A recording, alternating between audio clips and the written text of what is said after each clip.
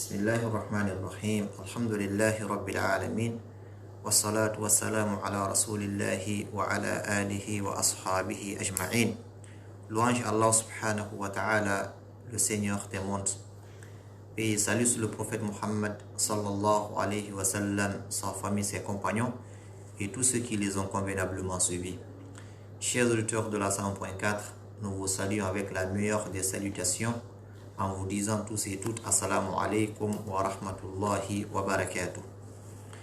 Bienvenue dans votre émission Mimbarut Tawhid, émission qui vous parvient tous les lundis lorsqu'il est 9h passé de 10 minutes sur la 100.4. Mise en nom d'ici à Conakry, Mamadou Salou Diallo, à Kindia, Oumar Kondé, à Pita Silla Abdoulaye, à Kouincherno Madjouba, et c'est au micro Abdul Karim Diallo. Une fois encore, bienvenue dans cette émission. Émission au cours de laquelle nous parlons de Allah subhanahu wa ta'ala. Émission au cours de laquelle nous parlons de cette religion qui est l'islam. Émission au cours de laquelle nous parlons du prophète Muhammad sallallahu alayhi wa sallam, de ses compagnons. Et nous sommes avec notre cheikh, notre imam, Al-Barbahari, rahimahullah ta'ala, à travers son document Sharh al-Sunnah, commenté par Cheikh Salih Fawzan, hafidhahullah ta'ala. Aujourd'hui, nous allons parler du chapitre 160 de ce document, chapitre dans lequel le Cheikh, rahimahullah ta'ala, nous dit وَلَا يَحِلُّ لِرَجُلٍ مُسْلِمٍ أَنْ يَقُولَ فُلَانٌ صَاحِبُ سُنَّةٍ حتى يعلم منه أنه قد اجتمعت فيه خصال السنة لا يقال له صاحب سنة حتى تجتمع فيه السنة كلها. Le cheikh dans ce chapitre nous dit: il n'est pas permis à un homme de dire un tel est un adepte de la sunna jusqu'à ce qu'il sache de lui qu'il possède réellement les caractéristiques de la sunna. Il n'est pas permis à un homme de dire un tel ou un tel est un sunnite, est un adepte de la sunna, jusqu'à ce qu'il sache de lui qu'il possède réellement les caractéristiques de la sunna. Il ne sera appelé adepte de la sunna que lorsqu'il aura réuni toute la sunna. Une parole de Cheikh Barbahari qui va être commentée par Cheikh Fawzan, hafidhahullah ta'ala, qui dit: La tuzakki shakhsa wa tamdahhu illa al-ilm. At-tazkiya, chers frères et sœurs, c'est le fait de purifier, c'est le fait de témoigner de l'honnêteté, de la droiture d'une personne. C'est ce qu'on appelle at-tazkiya. C'est le fait de faire des éloges, de faire des compliments pour une personne. Alors le cheikh dit: il ne faut pas témoigner de la droiture, ne fait pas éloge d'une personne sans science, sans connaître réellement cette personne. Inni li alla yaghtarra an-nasu bimadhika lah wa huwa laysa kadhalik. Pour ne pas que les gens soient trompés par tes éloges à l'endroit de cette personne, alors qu'il ne l'est pas. Tu témoignes un tel est un sunnite, un tel est un adepte de la sunna, un tel est un homme de la droiture, un tel est un homme sage, véridique, alors qu'il ne l'est pas. Mais toi, parce que les gens ont confiance en toi, alors ils prennent cela, ils considèrent cela comme une réalité. Ils portent leur confiance en ce dernier, pensant qu'il est sur la droiture, pensant qu'il a la bonne science, pensant qu'il a la sunna du prophète, alors qu'il ne l'est pas. فإذا تحققت منه ومن طريقته ومن علمه ومن استقامته فإنك تزكيه. Lorsque tu as la certitude de sa droiture, de sa vérité, de son suivi de la sunna du prophète, de sa compréhension des textes par la meilleure compréhension qui est celle des pieux prédécesseurs, en ce moment, tu peux témoigner. Tu peux témoigner. Le cheikh dit Amma an tanba'itha fi madhihi wa tazkiyatihi wa anta la ta'lamu anhu shay'a fa hadhihi tazkiyatun khatira taghurru an-nasa bi hadha ash-shakhs falayta alladhina yuzakkuna an-nasa yatawaqqafuna 'an dhalik. Allahu akbar. Le fait de se lancer seulement dans des éloges, dans des compliments à l'endroit des personnes que tu ne connaisses pas, à cause peut-être de l'apparence que tu vois en eux, tu ne sais pas réellement leur chemin, leur croyance. Qu'est-ce qu'ils croient par rapport à Allah subhanahu wa ta'ala? Qu'est-ce qu'ils croient par rapport au messager? Quelle est leur croyance par rapport au nom et attributs d'Allah subhanahu wa ta'ala? Tu n'as aucune science sur ces gens.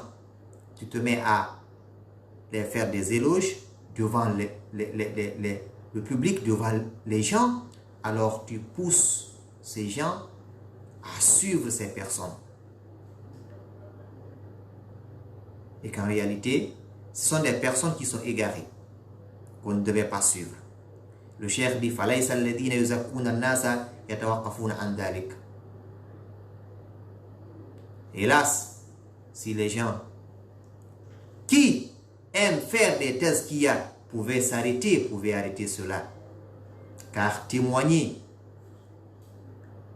sur une personne demande à ce que tu connaisses la personne, à ce que tu connaisses les mouvements, à ce que tu connaisses la croyance, à ce que tu connaisses la droiture, à ce que tu connaisses la vérité de cette personne avant de témoigner.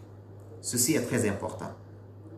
Nous tirons de ce chapitre que pour avoir de la tazkiya, des éloges, des compliments, il faut d'abord être adepte de cette sunna. Et le cheikh dit, il dit, khisal sunna takunu fil aqida. Cheikh Barbahari nous dit qu'il n'est pas permis, n'est pas permis à un homme de dire un tel est un adepte de la sunna jusqu'à ce qu'il sache de lui et qu'il possède réellement les caractéristiques de la sunna. Et Cheikh Fawzan ici nous parle de ces caractéristiques. Il dit khisal sunna takunu fil aqida wa fil ilmi wa fil amali wa fil iqtida bis salaf salih. Les caractéristiques de la sunna sont dans la croyance. Quand nous voulons citer, quand on nous dit par exemple, quelles sont les caractéristiques de la sunna, nous disons c'est dans la croyance. Il faut avoir une croyance conforme à la croyance du prophète Muhammad sallallahu alayhi wa sallam et de ses compagnons. Il faut avoir la croyance des gens de la sunna et du consensus. Deuxièmement, dans la science, il faut avoir une science authentique, une science du Coran et de la sunna, avec bel et bien la compréhension du prophète et de ses compagnons. Wa fil amal. Quand tu apprends, pour que tu sois des gens de la sunna, des adeptes de la sunna, il faut mettre en pratique ce que tu as appris. Il ne s'agit pas d'apprendre seulement. Donc, il faut la croyance, il faut la science, il faut l'œuvre.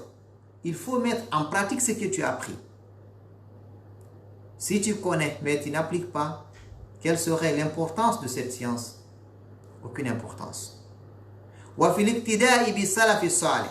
Très important. Parmi les caractéristiques des gens de la Sunna, il y a le fait de suivre les pieux prédécesseurs. Et qui sont-ils? Le prophète et ses compagnons. Il faut les suivre. Il faut suivre leurs pas. Adorer Allah comme ils l'ont adoré. Comprendre le Coran comme ils l'ont compris. Comprendre la Sunna comme ils l'ont compris. Faire les adorations comme ils l'ont fait. Ceci est très important. Donc, les caractéristiques. Khisal sunnati takunu fil aqida.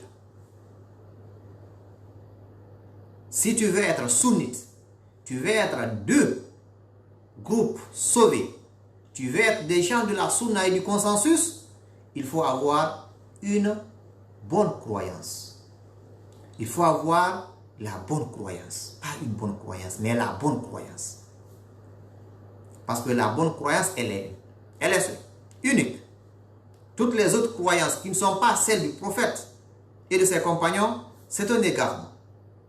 Nous allons le voir un peu plus tard. Certaines croyances des sectes égarées. Vous allez voir combien de fois il est très important, il est très intéressant de chercher la bonne croyance. Al-aqidatu awwalan. La croyance d'abord. Nous nous rappelons que le prophète sallam, il a appelé à cette croyance pendant 10 ans à la Mecque. Durant les 10 premières années de son message, il les a consacrés sur cette croyance, cette aqida, ce tawhid, le fait de croire, le fait de connaître Allah subhanahu wa ta'ala, ses noms, ses attributs, ses noms, ses attributs. Le fait de croire aux anges, le fait de croire aux livres révélés, le fait de croire aux messagers, le fait de croire au destin, le fait de croire au jour dernier, la croyance. Il a consacré ses 10 ans, ses 10 premières années à cette croyance, à avoir un cœur saint, un cœur qui a une forte croyance dans Allah subhanahu wa ta'ala. La foi d'abord. Et après ça, il y a cette science qui est là. Nous avons plusieurs sciences aujourd'hui. Mais la plus aimée chez Allah subhanahu wa ta'ala, c'est al-ilmu billahi. Wa bi rasulihi wa bi dini. Naam. Al-ilm wa ma'rifatullah wa ma'rifatu nabiyyihi wa ma'rifatu dini al-islami bil adilla. Comme cela est dit dans Al-Usul al-Thalatha. La science qui est voulue ici est celle de connaître Allah subhanahu wa ta'ala, de connaître le prophète Muhammad sallallahu alayhi wa sallam, de connaître cette religion avec des preuves. Mon frère, ma soeur, si tu as toutes les sciences mondaines, si tu as un doctorat dans diverses options ou facultés ou autres, mais tu ne connais pas ton Seigneur, tu ne connais pas Allah subhanahu wa ta'ala, tu ne connais pas ton prophète Muhammad sallallahu alayhi wa sallam, qui est-il, où il est né, comment il a vécu, comment il a adoré Allah subhanahu wa ta'ala, comment il se comportait envers les gens. Tu n'as aucune science sur ça. Tu ne connais pas cette religion. Tu ne sais même pas faire tes ablutions. Tu ne sais pas te laver la janaba. Tu ne sais pas faire la prière correctement. Tu ne peux pas lire le Coran. Quelle science as-tu? Quelle science as-tu? Il y a beaucoup de musulmans, wal'iyadu billah, qu'Allah nous en préserve cela, d'être comme cela. Il y a des musulmans qui se disent musulmans, mais qui ne savent pas lire le Coran. Même une seule lettre du Coran, ils ne savent pas. Ils ne connaissent rien de la sunna. Ils ne savent même pas faire les ablutions. D'ailleurs, ils ne prient même pas. Qu'Allah nous en préserve. Et pourtant, ils ont des doctorats. Et pourtant, ils ont des masters. Et pourtant, ils ont des professorats. Ils enseignent partout, de partout dans le monde. Mais ils ne savent pas faire les ablutions. Alors qu'Allah subhanahu wa ta'ala nous interpelle dans le Coran. وَمَا خَلَقْتُ الْجِنَّ وَالْإِنسَ إِلَّا لِيَعْبُدُونَ. Je n'ai créé les hommes et les djinns que pour qu'ils m'adorent. Comment tu adores Allah subhanahu wa ta'ala alors que tu ne sais même pas lire le Coran, même un verset du Coran? Comment peux-tu adorer Allah subhanahu wa ta'ala alors que tu ne sais même pas faire les ablutions?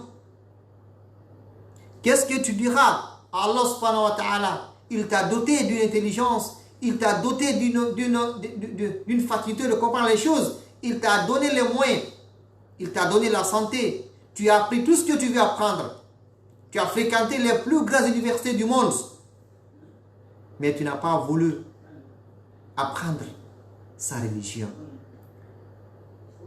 Le jour de ta mort,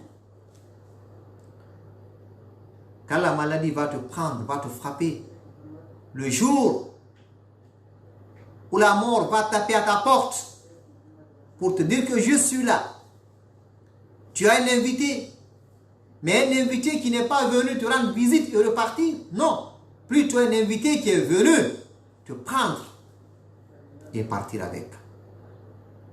Tu es couché dans ton lit. Tu vas soulever tes regards, voir tes diplômes affichés, avec des professorats, avec des doctorats, avec tout ce que tu connais.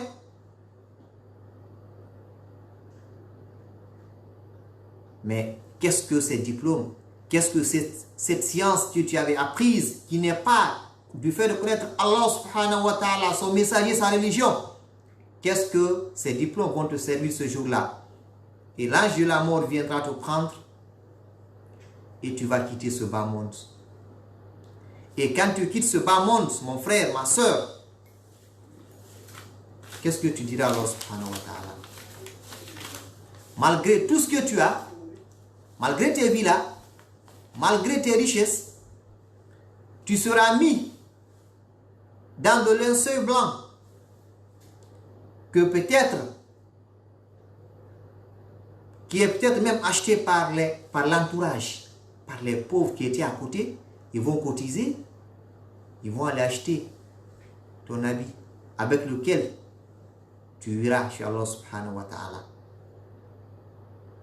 Tes costumes, tes bazins, tes grands boubous, tout ce que tu connais, tu vas tout laisser. Sans oublier tes diplômes aussi, tu vas les laisser aussi. Tes titres aussi, tu vas les laisser. Oui. Et tu seras mis dans une tombe, dans un trou. Et dans ce trou, on va te poser 3 questions. Il faut voir. Il n'est pas encore tard. Toi, tu m'écoutes dans ton bureau. Toi, tu m'écoutes dans ta boutique. Toi, tu m'écoutes dans ton taxi, dans ta voiture, dans ton atelier. Cherche les réponses à ces 3 questions avant qu'il ne soit tard. Tu as tout le temps. Malgré tout ce que tu as appris, on va te poser les questions suivantes dans ta tombe. Qui est ton Seigneur? Qui est ton Seigneur? هذا معرفة الله. Al-Usul Thalatha. C'est un document de quelques pages, mais très riche, très important. Al-ilmu billah, le fait de connaître Allah subhanahu wa ta'ala. Qu'est-ce que tu connais d'Allah? Qu'est-ce que tu as appris d'Allah subhanahu wa ta'ala? Dans ta science, dans tout ce que tu as comme science, qu'est-ce qui est dedans pour Allah? Qu'est-ce que tu en sais? On va te dire, Ma Rabbouk. Qui est ton Seigneur? Ah, c'est facile pour le croyant. C'est facile pour celui qui avait cherché à savoir qui est Allah dans ce bas monde. Il va dire, mon Seigneur, c'est Allah. Qu'est-ce qui était ta religion? Ma'rifatul din l'islam. Qu'est-ce qui était ta religion? Pour celui qui avait pratiqué l'islam, pour celui qui n'avait pas dit, moi je n'ai pas de temps pour l'islam. Je n'ai pas ce temps. Je suis entre les deux avions. Je suis toujours en mission. Je n'ai pas le temps d'apprendre l'islam. Ya salam. On va te dire, ta religion c'était quoi? Dans tout ce que tu as appris, est-ce que tu as appris l'islam dedans? Est-ce qu'il y a l'islam dedans? Pour le bon musulman, il va dire c'est l'islam. Tranquillement. Qui était ton prophète? Ah, ma'rifatu nabiyik. Qu'est-ce que tu as appris de Muhammad? Qu'est-ce que tu sais de Muhammad? Sallallahu alayhi wa sallam. Si tu l'avais suivi, tu avais appris sa sira, son histoire, sa biographie, ses comportements, ses paroles, et que tu les as mis en pratique dans ce bas monde, dans ta vie, tu vas dire que c'est Muhammad. Tranquillement. Mais le contraire, qu'Allah nous en préserve. Le contraire, tu n'as pas cherché à savoir qui est Allah. Tu n'as pas cherché à savoir c'est quoi l'islam. Tu n'as pas cherché à savoir qui est Muhammad. On te pose ces questions, ta seule réponse c'est quoi? C'est de dire, je ne sais pas. Qu'Allah nous en préserve. Et là, c'est trop tard. En ce moment, ce serait trop tard. Il n'est pas encore tard. Ce n'est pas mauvais d'apprendre cette science que nous vivons aujourd'hui, la technologie. Non, ce n'est pas mauvais. Mais c'est très mauvais de ne connaître que de la technologie. Très dangereux. Apprenons la technologie. Apprenons l'islam. Raison pour laquelle nous sommes créés. Nous sommes créés pour adorer Allah subhanahu wa ta'ala. Tous les moyens que nous voyons autour de nous, toutes les choses qui sont là, sont des moyens pour nous, pour adorer Allah subhanahu wa ta'ala. L'objectif, le but, c'est l'adoration. Les moyens, c'est ce que nous possédons aujourd'hui. Mais malheureusement, les gens ont pris les moyens comme objectif et ils ont oublié l'objectif. Pour les gens, quand on te dit quel est ton objectif, c'est d'être ingénieur. Ton objectif, c'est d'être un grand médecin. Ton objectif, c'est d'inventer ceci, c'est d'inventer cela. Ce sont les moyens, mon frère. L'objectif, c'est d'adorer Allah subhanahu wa ta'ala. Tu apprends cette technologie pour que cette technologie te soit des moyens d'adoration d'Allah subhanahu wa ta'ala. Mais malheureusement, que les choses se sont renversées. Alors, pour être adepte de la sunna, il y a des caractéristiques. Il faut avoir une bonne croyance, il faut avoir une bonne science, il faut travailler, il faut faire une bonne œuvre et il faut suivre les salafun salih. Le cheikh dit amma annahu laysa fihi illa khaslatun wahida fala tahkum alayhi annahu min ahli sunnah bimujibi khaslatin wahida aw shay'in wahid. Pour celui qui n'a qu'une seule caractéristique, ne peut pas être appelé adepte de la sunna. Pour être adepte de la sunna, il faut avoir toutes les caractéristiques. Nous continuons rapidement avec le chapitre suivant, qui est le chapitre 161, chapitre dans lequel le cheikh rahimahullah ta'ala nous dit: قال عبد الله بن المبارك رحمه الله: أصل 72 هوى 4 أهواء، فمن هذه الأربعة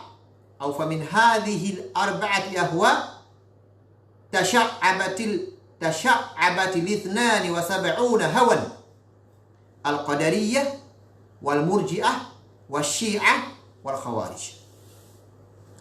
Un chapitre aussi qui est très important, qui part toujours de cette aqidah, de cette croyance.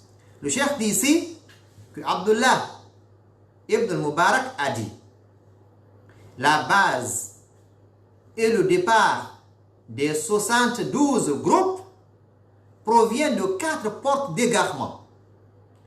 Et c'est donc de ces 4-là que découlent les 72 fractions attachées à leur passion. Et ces 4 sont les Qadarites, les Murjites, les Chiites et les Kharijites. Donc,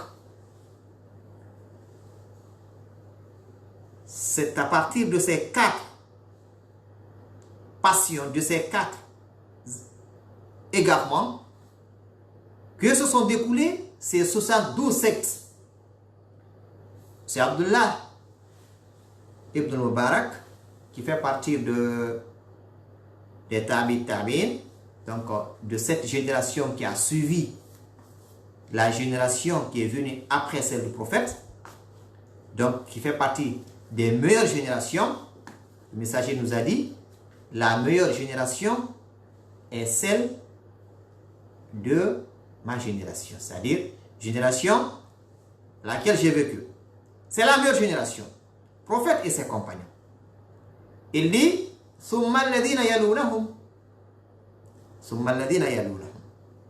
ensuite ceux qui sont venus après, c'est-à-dire les sahaba, les tabi'in et les tabi'in.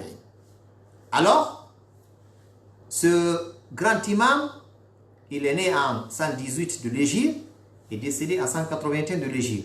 Il fait partie de l'une des meilleures générations, comme je l'ai dit.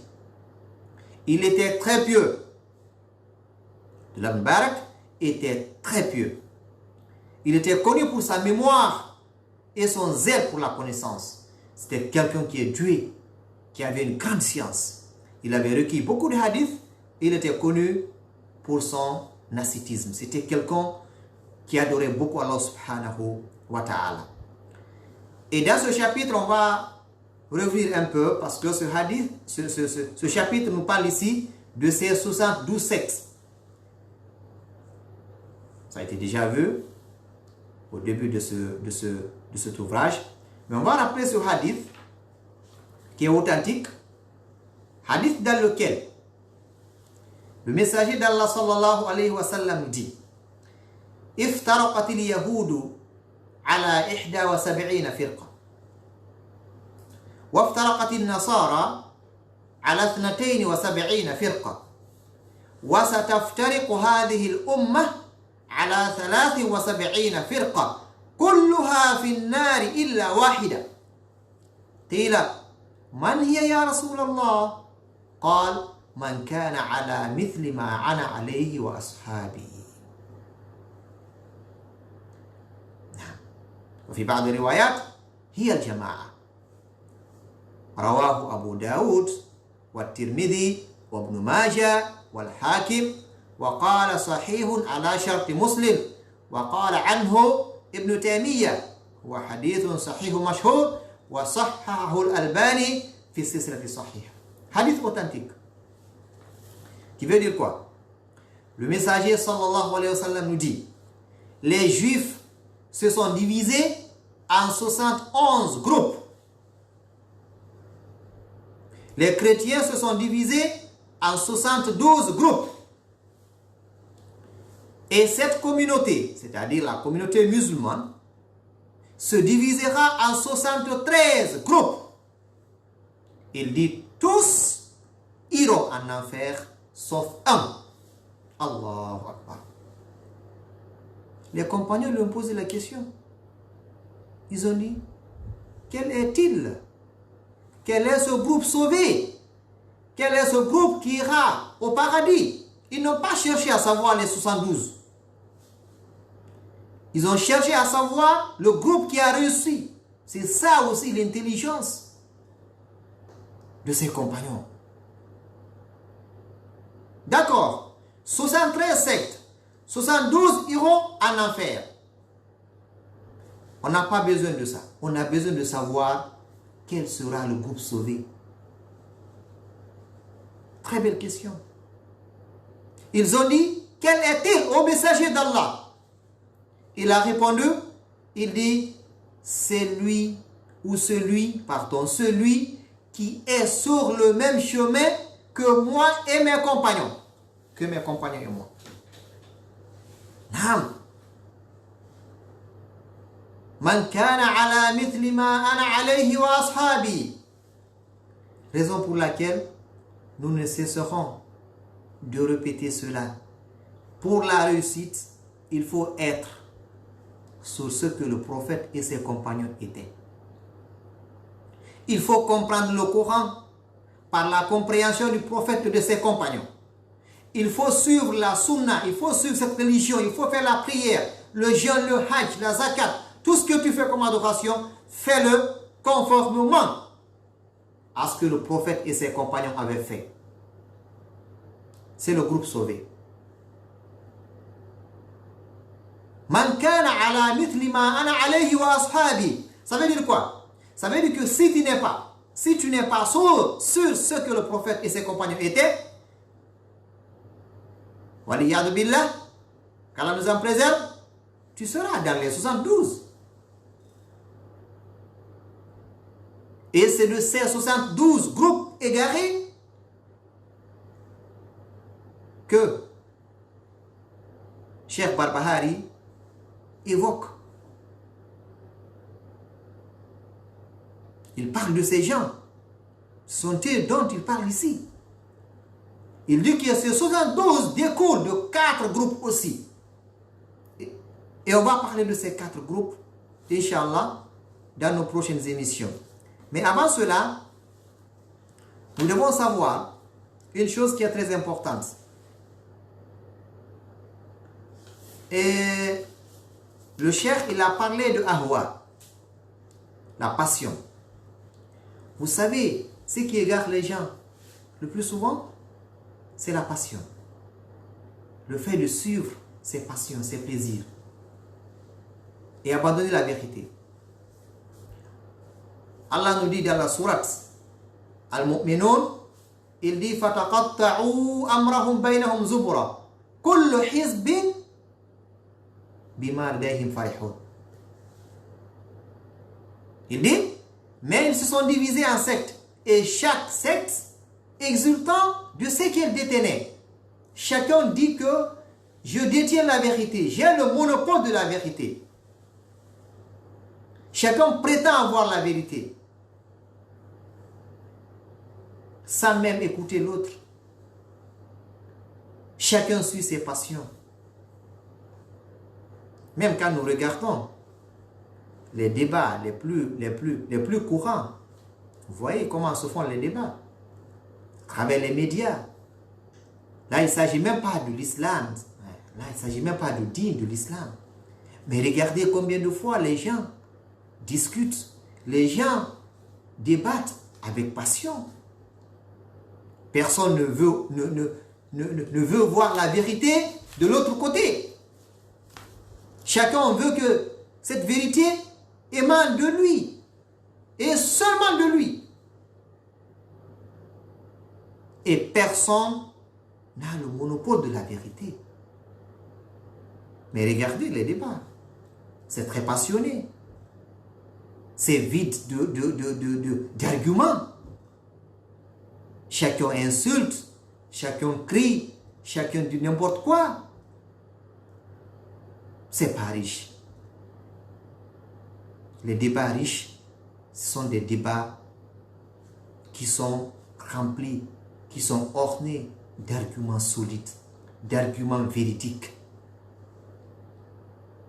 À plus forte raison maintenant dans l'islam. Malheureusement, que dans l'islam aussi, il y a de ces sectes qui suivent leur passion. Et la base, la source de ces égarements, c'est Allah, c'est le fait de suivre les passions. La voie d'Allah, elle est unique. وَأَنَّ هَذَا صِرَاطِي مُسْتَقِيمًا فَاتَّبِعُوهُ وَلَا تَتَّبِعُوا السُّبُلَ فَتَفَرَّقَ بِكُمْ عَنْ سَبِيلِهِ.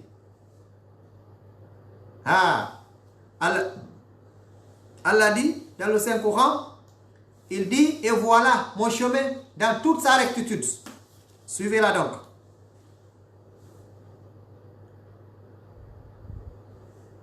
Oui. Il dit, suivez-le donc. Et ne suivez pas les sentiers qui vous écartent de sa voie.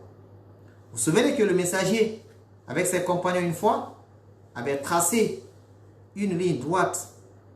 Il dit que celle-ci, c'est la voie qui mène vers Allah subhanahu wa ta'ala. C'est-à-dire, la voie qui mène vers le paradis. Mais à côté, de part et d'autre de cette voie, il y a des petits chemins. Au bout de chaque chemin, il y a un diable qui est là, qui appelle vers ce chemin. Il y a des gens, ça nous le vivons aujourd'hui. Ça nous le vivons aujourd'hui, pardon. C'est vécu. On le voit. Chacun a un groupe. Chacun veut être leader. Chacun veut avoir des adeptes. Chacun veut être suivi. À travers des fausses croyances. À travers de n'importe quoi.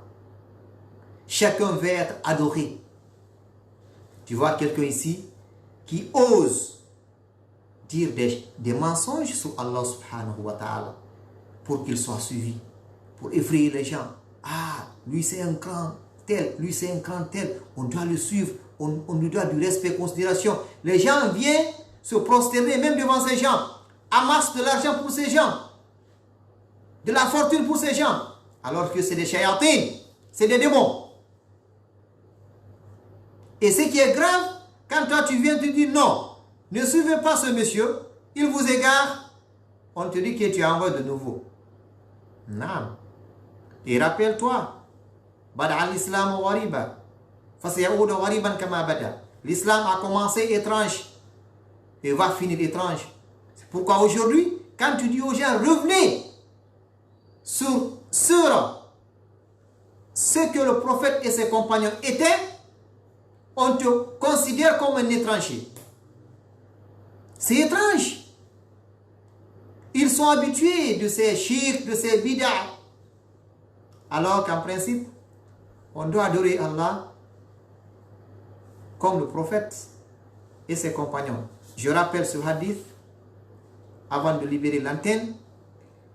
Le messager dit à propos de ces sectes, de ces groupes, il dit kulluha finnari illa wahida. C'est le messager sallallahu alayhi wa sallam qui l'a dit. Il ne parle pas avec passion. Il ne parle pas avec passion. Il dit kulluha finnari illa wahida. Quand on lui a posé la question, il dit man kana ala mithli ma ana alayhi wa ashabi. Tu veux te reposer, tu vas avoir la tranquillité, tu vas avoir le paradis. Cherche la sunna. Comment le prophète faisait ses ablutions, alhamdulillah. Comment il faisait ses prières, alhamdulillah. Comment il se mariait, alhamdulillah. Comment il jeûnait, alhamdulillah. Comment il faisait le hajj, alhamdulillah. Comment il se comportait avec les gens, alhamdulillah. Comment il se comportait avec les vieillards, avec les gouverneurs, avec les femmes, avec les enfants. Tu suis le prophète sallallahu alayhi wa sallam, tu vis cette vie prophétique. Qu'Allah nous a facilite, qu'Allah nous fasse des gens qui suivent la sunna. On va demander à notre technicien de libérer l'antenne pour peut-être quelques auditeurs. On a encore 3 minutes pour ça. Vous avez les 3 numéros 623 62 62 63 655 55 10 55. ou le 669 88 46 deux fois. Vous nous appelez, vous voulez contribuer, vous voulez amender, ou bien vous avez une question concernant le cours d'aujourd'hui. On va essayer de voir ce qu'on peut faire pour vous, Inch'Allah. 623 62 62 63 655 55 10 55 669 88 46 46. Donc nous sommes avec toujours le chapitre 171 et dans ce chapitre nous allons voir, et comme l'a dit, les bases. Assalamu alaikum. Wa alaikum salam. Votre nom, vous nous appelez d'où? Monsieur Bélété, allez-y. Vraiment, c'est très important votre conseil là. Alhamdulillah. Je ne comprends pas beaucoup le français, mais tout ce que j'ai écouté. D'accord, merci. Tout le moment, j'ai écouté. Tu vas faire. D'accord, merci beaucoup. Nous vous remercions aussi. Bonne chance. Merci à vous. De même aussi. 623 62 62 63 655 55 10 55 669. Naam, salam alaikum. Votre nom, vous nous appelez d'où? Boubacar Bali de Koza. Allez-y, Boubacar. Franchement, c'est intéressant. Alhamdulillah.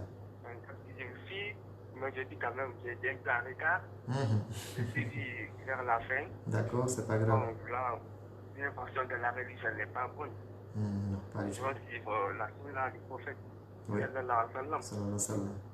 Malheureusement, il y a des gens qui inventent des trucs qu'on ne doit pas faire dans la religion, des trucs, beaucoup de trucs. Des choses dans la religion. Ouais. C'est-à-dire, juste pour quantifier des trucs, et inventer des doigts. Effectivement. Au lieu de suivre des doigts du prophète, il faut faire des doigts du matin et du soir. Malheureusement, c'est négligé. Donc, c'était pour vous encourager. Merci. Vraiment, l'émission est intéressante. J'ai envie de faire vraiment une chose très très intéressante. C'est la meilleure des sciences. Merci beaucoup. Merci à vous, Boubacar. Sur ce, on va fermer portes et fenêtres de cette émission. D'accord? On me fait signe qu'il y a un tout dernier chat. Non, salam alaikum. Allô? Oui, assalamu alaikum. Alaikum salam, bonjour. Votre nom, vous nous appelez d'où? Ibrahim depuis Pita. En fait, j'appelle pour le fait de dire Bismillah en prière là, en récitant la Fatiha. Dans la prière? Allô? Oui, si élever la voix en disant Bismillah, en commençant par Bismillah si c'est recommandé d'élever la voix ou la baisser. Le fait juste de dire Bismillah avant d'entamer la Fatiha. Voilà. Selon certains madhahib, comme le madhab de Shafi'i, c'est permis. Mais selon certaines madhahib, c'est le fait de cacher, c'est-à-dire de dire Bismillah à voix basse. Mais vous allez revenir le vendredi dans Fatwa. Il y aura suffisamment de temps avec les chouyours, Inch'Allah. Ils vont débattre cela de fond en large. On va essayer de clore cette émission sur ce. Mise en onde Issa Konakri, Mamadou Salif Diallo, à Pita Sila Abdoulaye, sans oublier Kini Omar Kondé, à Kouentia Nomadjuba. Du côté de l'internet, on avait notre cher Tiano Ramadan Diallo. Ici au micro, Abdul Karim Diallo. Nous vous remercions infiniment et nous vous souhaitons bonne journée. Surtout restez restez à côté de vos postes, car à 10h on aura Inch'Allah le débat en français. Assalamu alaikum wa rahmatullahi wa barakatuh.